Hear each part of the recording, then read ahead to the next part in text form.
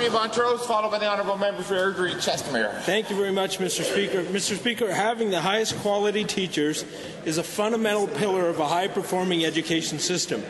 Our education system is ranked amongst the best in the world, and to maintain that position, we must ensure we have excellence in teaching.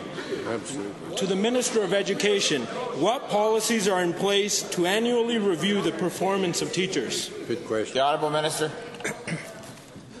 Well, thank you, Mr. Speaker. Mr. Speaker, the Honourable Member is exactly right. If we want to have the best education system in the world, we have to have excellence in teaching. That's fundamental.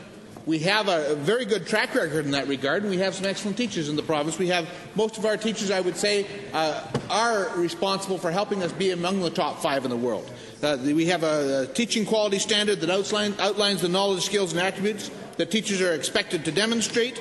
When there's a formal complaint with respect to that, there's a process to handle that. The Honourable Member. Thank you, Mr. Speaker. Mr. Speaker, to the same minister, what policies do we have in place to potentially remove teachers that may not be providing the best education to our students? The Honourable Minister. Well, Mr. Speaker, that would be the practice review of teachers' regulation, which outlines the appropriate process to review a complaint.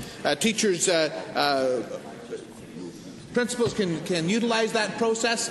Parents can utilize that process. In case of complaints about teachers in public and separate schools, in the public school system, those go to a review process which has been delegated to the ATA to administer. With respect to complaints about teachers in private or charter schools, those would go to the similar process, but through the department.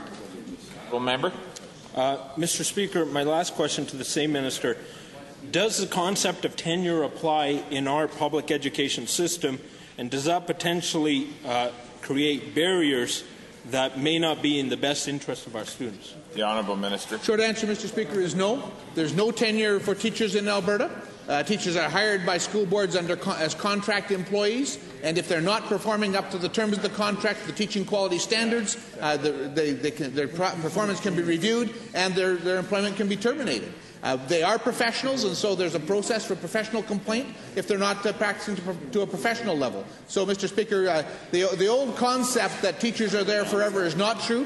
The new concept is that we have excellent teachers in this province, and we're going to continue to ensure that they are excellent. The Honourable